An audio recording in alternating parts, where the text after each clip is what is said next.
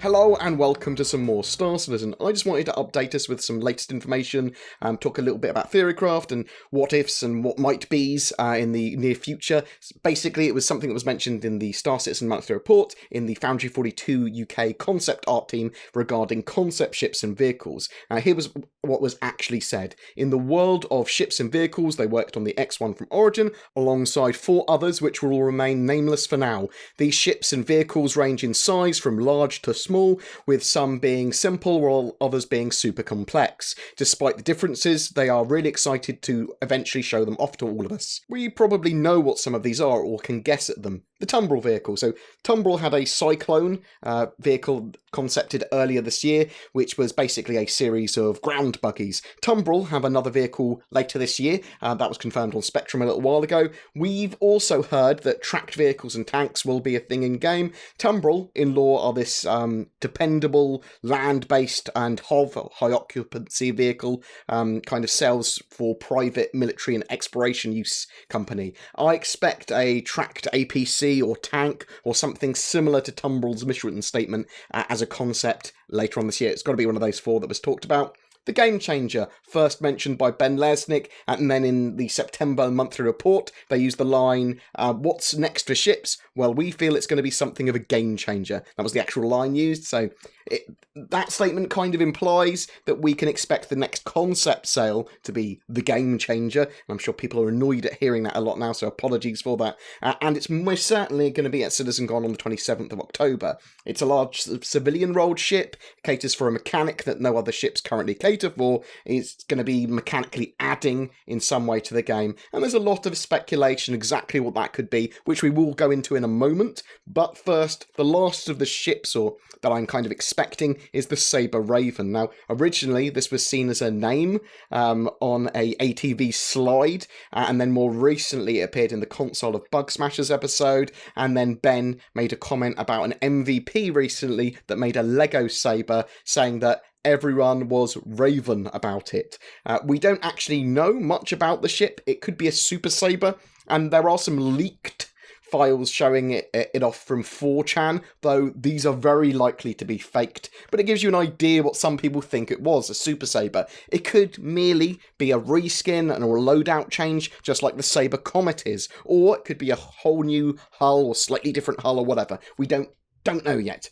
There are also rumours that this might be at CitizenCon, or even bundled with Intel's Optane drive, which are currently coming out on the 27th of October, with some form of promotion with Star Citizen. That's their release date, and that was leaked a little while ago. So, what could the last ship or vehicle be that they mentioned? It could be a few things, to be honest, so I wanted to talk about some of the ships and vehicles we could potentially see in the future that would fit in the verse for that 4th ship or the Game Changer.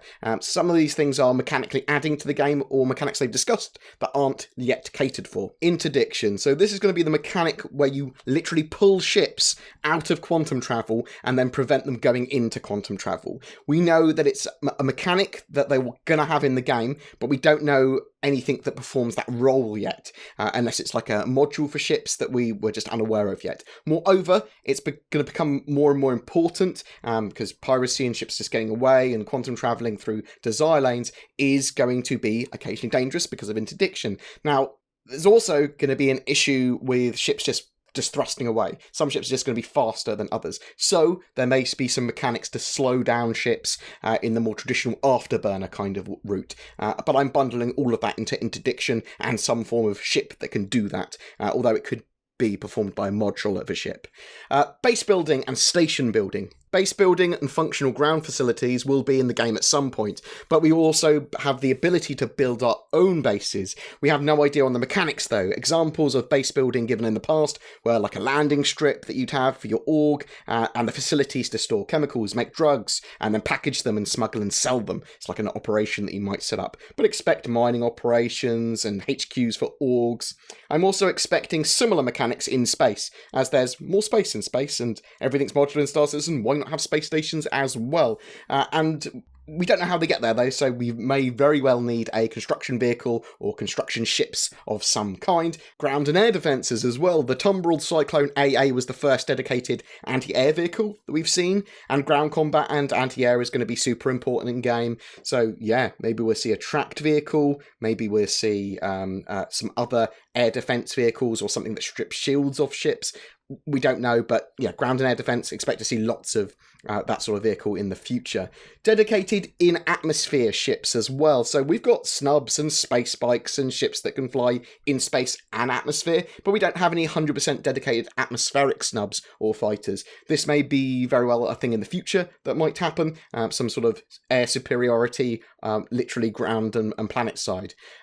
Planetary mapping as well. We don't know exactly how the planetary mapping system is going to work. We know we've got the star map, which we'll be able to zoom up and down in. We'll be able to place nav beacons, but people are going to want maps of areas, maps of asteroid fields, maps all over the ground, and to find all these resources on the ground. And there may be some very dedicated vehicles, especially planet side, that will be looking at mapping areas on the ground. Tug ship and civilian ship carriers. So the Crucible started concept as a tug or tow vehicle before evolving into this repair ship. It stands to reason that there's still room in the verse for a ship that moves large sections or whole ships around for repair elsewhere. Could be a more salvagey ship, or it could be more of a breakdown and recovery ship. The Titan suit. The Titan suits are supposed to be this heavy, super heavy really, a power armour. It's kind of smaller than a mech, but larger than the heavy armour that we're going to have. And it was discussed on the tech content town hall that they had these mech, Titans moving around with 2 size 1 weapons on their arms when they were messing around with them and blocking them out, but they were unable to navigate corridors, so they're still fleshing out the mobility and exactly what we're going to be getting from Titan suits, and we should see more soon, but it's potentially something like that they're talking about that going on concept sale this year. The Spider Miner as well. We don't know much about the Spider Miner, only that it's still a thing. It might be something that we see on concept sale or just in Squadron 42. The F8 Lightning as well. That's kind of a ship they said they wouldn't sell, the F8, but they might have a civilian model go on concept maybe in the future, although that's probably quite unlikely. The F8 is a heavy fighter said to feature in Squadron 42 and will be relatively hard to get. There's also room in the game for a small salvage and repair craft or vehicle. So I'm hoping we see both these on the ground and flying around at some point. True gunships. So we don't really have any form of gunship. Yes, the Redeemer and Star Citizen, they do need to build that Redeemer. It almost certainly has to go through a second phase concepting because the current Redeemer is probably built to the wrong specifications. It's going to take ages to give it the overhaul it needs, so I suspect it will go back to a concept phase. But that seems to be on the back burner as well, that Redeemer. It's low priority as a ship. Now, you could argue as well that Vanguards in some configurations are kind of gunshippy, but we could potentially see a proper super gunship in the future of the verse, or something that will go on concept sale in the future. More alien ships as well. So there are going to be more Xi'an, Banu, Tavaran, and Kurthak ships too, of varying different sizes, all to help flesh out those races. And they're likely to cover the roles that human ships do already, to be honest, though. A question I keep on getting asked is what ships are in 3.0. Ships that are going to be in 3.0 is all the flyable ones that are in 2.6.3, plus the Aurora and Cutlass Black rework, the Prospector, the Dragonfly, the Nox, the Constellation Aquila, the Urza Rover. Don't expect any other sneaky ships. There is a couple of other things that have been reworked or changed a little bit. The Gladius has had a little bit of rework, especially with its cockpit, and it's kind of the view that it's got and its turret. The cockpits for the Sabre and the Vanguard have also been redone, that sort of thing, and expect ships to have like new lighting standards and be updated for new materials and that sort of stuff, but no huge, crazy kind of reworks there for 3.0. Another question I get asked is about Star Citizen's ship funding. Star Citizen and Squadron 42 have raised over $160 million already. I'm not expecting a beta for Star Citizen, the MMO, or anything coming close to that until towards the end of 2019.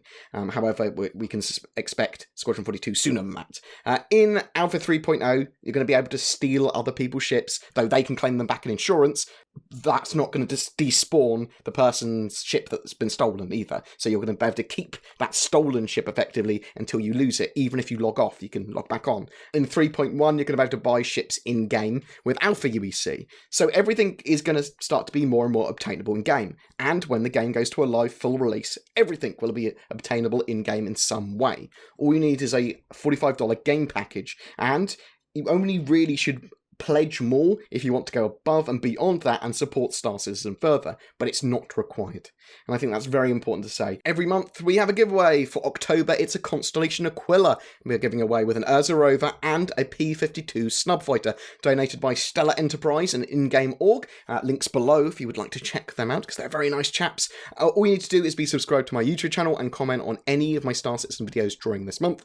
Do you have any questions about any of those concept ships, the Game Changer, the Saber Raven, all that sort of stuff? What do you think that is missing from the verse, and what do you think's likely that those concept ships might be, and when do you think we're going to get them? What we're going to have at CitizenCon, that sort of jazz.